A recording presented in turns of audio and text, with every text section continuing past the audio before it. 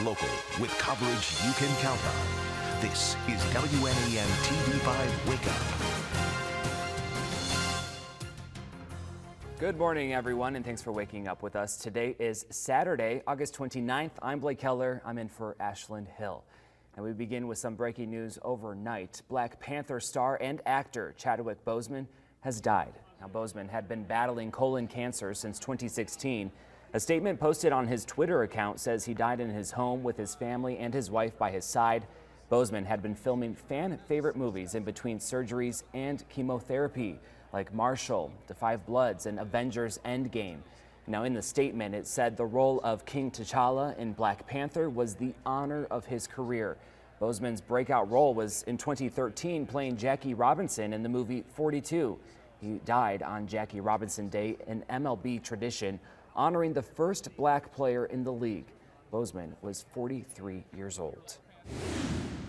And also breaking overnight right now, you are actually watching Consumers Energy complete demolition of the former WeDoc plant in Hampton Township. Now, the final takedown began just before wake up.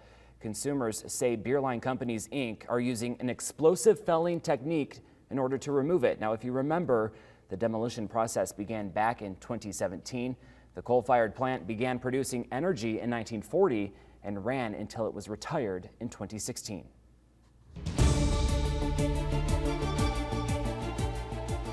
And a grim milestone for Michigan this morning. Health officials report the state has now surpassed 100,000 confirmed cases of COVID-19.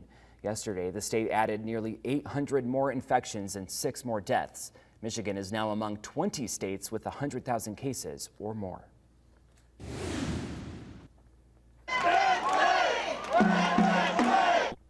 Now, families across the state looking to spread a message for sports amid the pandemic. Yesterday, hundreds rallied at the Capitol steps to let athletes play this fall. Earlier this month, the Michigan High School Athletics Association postponed football until spring. High school seniors say the decision is a hard pill to swallow. It's your senior year. It's basically a chance to show what you have, show your ability, and it's kind of just taken away from you. We followed all the guidelines, precautions, did everything right. We had our hopes up for that first week of practice, and the rug got pulled out from under us. Now, parents at the rally tell TV5 it's more than just a game. They say it's a way of having a hobby, making friends, and setting goals. Well, still unfolding this morning, a Saginaw County man now facing decades behind bars in the scalding death of a 1-year-old boy. Now, last night, Brandon Manny, the man convicted of killing 1-year-old Darren Mann, was sentenced to spend at least 46 years behind bars. Court records show in July of last year, Manny attempted to abuse the child while in his care by placing him into scalding water, but ended up killing him. Over 19% of his body was burned as a result of being placed in hot, scalding water. There's nothing that a 1.5-year-old child could do to deserve the death penalty. Assistant Prosecutor Melissa Hoover says Manny's abuse didn't stop at the scalding. Hoover says Manny did not allow his girlfriend and the child's mother, Megan Schweisberg, to call for help. She herself has been convicted of second-degree child abuse. Police at CMU are reporting the arrest and arraignment of a man accused of exposing himself on campus. Now, they say the crimes happened Thursday morning between 11 and 1 in parking lot 22. That's between Washington Street and the railroad tracks near Pierce and Anspaugh Halls. The suspect has been identified as 31-year-old Travis Morrison of St. John's. Police say Morrison has no affiliation with the university. In Bay City, a suspect remains at large in the armed robbery of this 7-Eleven store. Police say the suspect came into the store on Kosciuszko early yesterday morning with a handgun. He left with $80 and 2 packs of cigarettes. Now, the suspect is believed to be in his early 20s. He was last seen wearing a gray Nike hoodie, black sweatpants, and a black face mask. That store clerk was not injured. Well, new details this morning. Authorities in Wisconsin say one of the protesters shot by an armed teen also had a firearm. Now, this video appears to show Gage Grosskreutz holding something in his hand when Kyle Rittenhouse shot him. Now, according to a criminal complaint, prosecutors say that object was a firearm. Court documents did not say police recovered any kind of gun from Grosskreutz.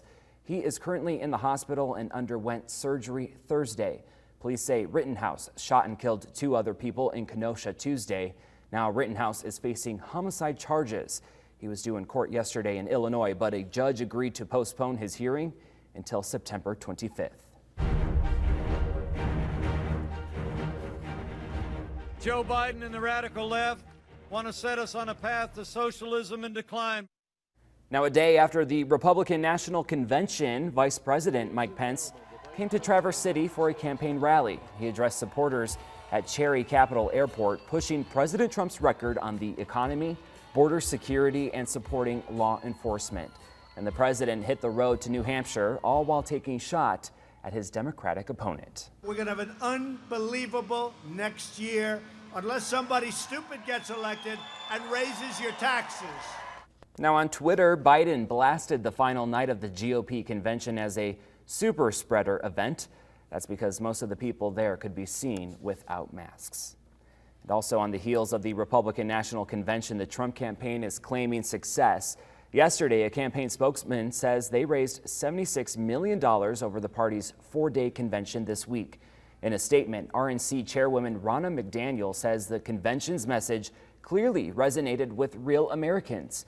Now, the campaign was able to raise more money than the Biden-Harris ticket, $6,000 more to be exact. The Democrats do have something to celebrate, though: higher ratings. More people watched the Democratic convention than they did the Republican one. Well, TV5 news time is 8:07. Coming up, Mid-Michigan flood victims getting a day dedicated to relax. We'll tell you how the community can participate in today's festivities in Midland. And scammers are on high alert even during natural disasters. Why agencies say if you want to be generous, you need to be cautious.